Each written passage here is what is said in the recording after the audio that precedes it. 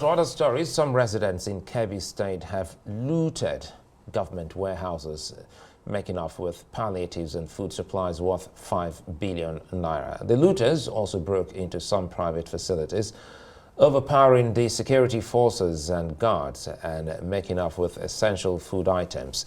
The latest incident in Kebbi State follows a similar event that happened earlier here in Abuja and elsewhere, specifically in Suleja, Niger State.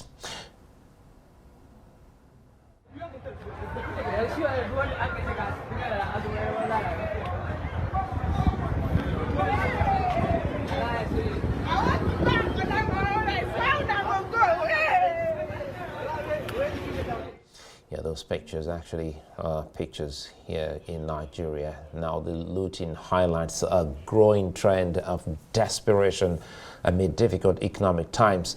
Joining me now is lawyer and Arise analyst Frank Tietie. Frank, good to see you. And if you recall then, let's take this back to almost 3.5 decades ago. You see pictures like this, it reminds you of some other African countries, what they were going through at that point in time. And no one else would have thought that this would ever happen today in Nigeria. Now, those pictures, first, what do they say to the mind of an average Nigerian or to a Frank Tietie? Well, reality that is finally hitting us. We are a country that is filled with people that are hungry, that no longer know boundaries as to whether law protects any form of a warehouse or where food bank or wherever food is kept. It's a very strong signal to the government of the day and to the various state governments that the simple trigger of hunger can cause social unrest to the extent that the society might become ungovernable. It's very strong. These are just pointers. These are just incipient indicators that we are facing a crisis, and that we still have opportunity to turn the tide back, or else we just might face a very serious predicament. I keep issuing the warning that let's remember Sri Lanka. A government fell simply because of the price of bread that was not available. It's important that we wake up to this reality that Nigerians are hungry, but not necessarily because we are not a country that has enough arable land to provide food that can sustain us, but there's something that has gone wrong. Policies have gone wrong, and we have a population that is not well engaged in terms of catering to food security demands. Definitely, even though we are a food importing country, we're getting so many things wrong to the extent that there are a lot of inequalities. And so the ordinary Nigerian, especially the hungry Nigerian, sees some of all of these opportunities to loot food as a way of getting back what he or she deserves, normally legitimately deserves. Unfortunately, they don't understand that it's illegal and to a large extent criminal.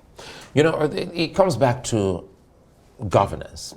And earlier on, I spoke with the Deputy Director of SERAP, and we're talking about what SERAP is trying to look, beaming a searchlight on 36 states and Abuja, asking for account as to what these states and the FCT have done with the loans procured.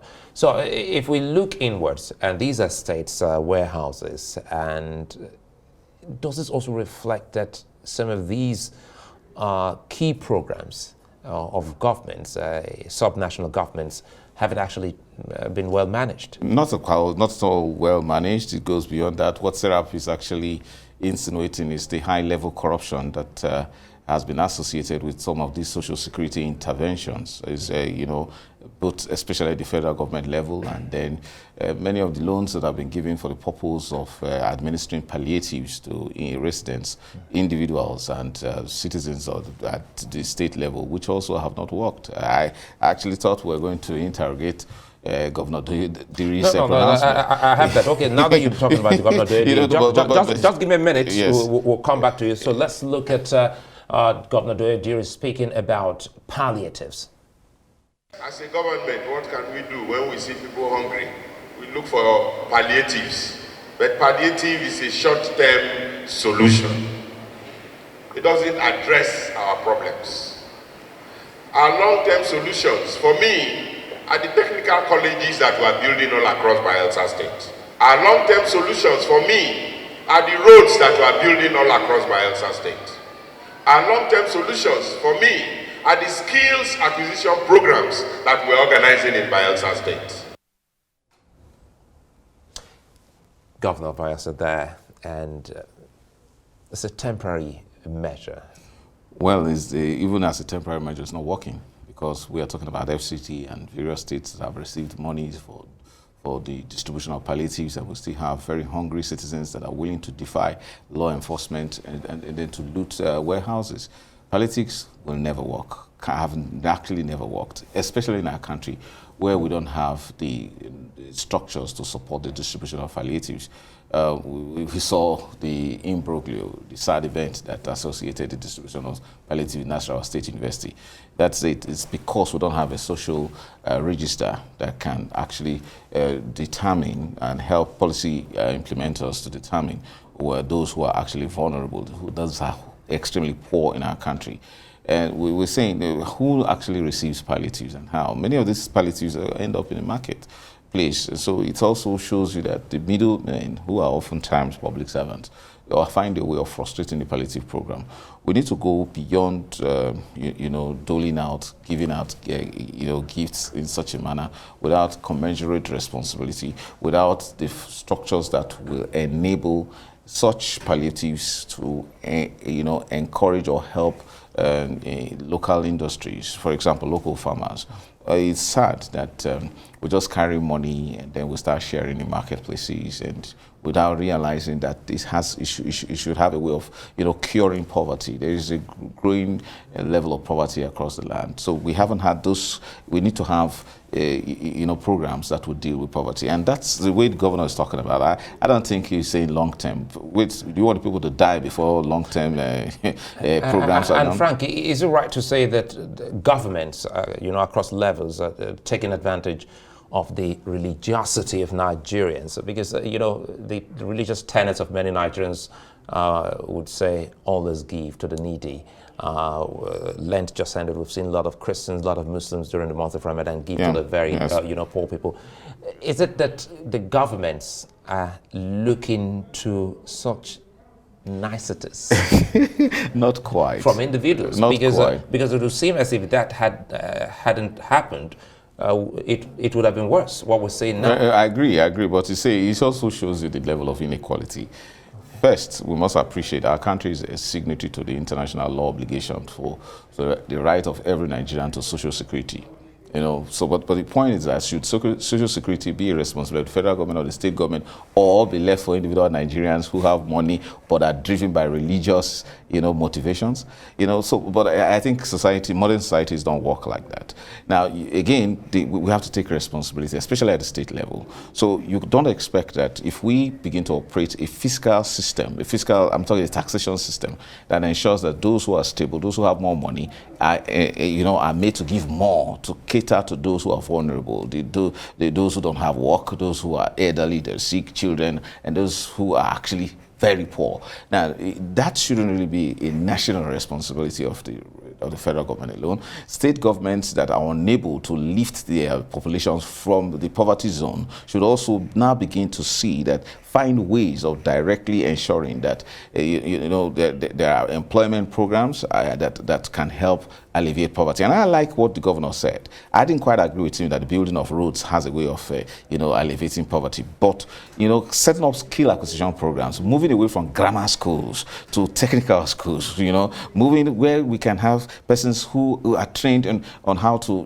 go into real proper mechanized farming or modern farming, using modern farming techniques and all that. So we can reduce this food importation and find more alternatives to some of these importations that we make, and then we can have people gainfully employed, and then we can reduce the number of people who are poor in our communities and states. But Frank, quickly here, it doesn't look as if we're deficient of what to do, because I recall then when Governor Obaseki went round schools, he was really appalled when he saw, now speaking of technical college, you remember the glorious days of Benin Technical College. Of course, yes. And he said he was going to put it back. And again, if you also look at the 6 334 system. Yes, which you and I were part of. I remember. Absolutely, we started that, and you remember then it became more or less like education for self-reliance, but it's been abandoned, and it goes back to what you just highlighted. We were there, we were in grammar schools, you know, just simply, you know, schools that were meant to create literate people, and then on the basis of, you know, merits, you know, but it didn't help. It didn't really take off. 6334 system, fantastic system, whereby after the junior secondary school, you could tell those who were going to the technical side. And that's why I've quarreled with the high number of universities we have, because we don't have, you know, sufficient skilled workers in our country, especially providing, you know, what you call menial jobs, what you call the jobs for artisans. We don't have them. We don't have tilers. We don't have subsistence farmers that are able, not necessarily subsistence farmers that are able to feed, provide food for a region. We don't have them. We don't have people that can actually, and that's what determines whether the quality of your skill, your population has sufficient skill to sustain it. I have made it time and again that why should we import certain skilled workers, bricklayers, carpenters, and all that from neighboring African countries, and you need to see, and sadly, that even in the city we are living, we have large importation of you know, furniture from Turkey, from all sort of places. Whereas you and I have came from Benin City, you know the quality of woodwork that can come from Benin City, but you don't have young men in Benin City where you have Benin Technical College as it once was. Unfortunately, it doesn't have, it doesn't produce those sort of skilled workers anymore. So I agree with the governor that his investment in technical education will probably, you know, lift people from poverty, and then we shouldn't be talking about palliatives. Palliatives have never worked. They've actually increased the debt burden of various states. They have, you know, given that sense, because in Nigeria, there are some persons who just don't believe in the concept of work, and that the government is with a paternalistic view that government is the father, bring food for us to eat.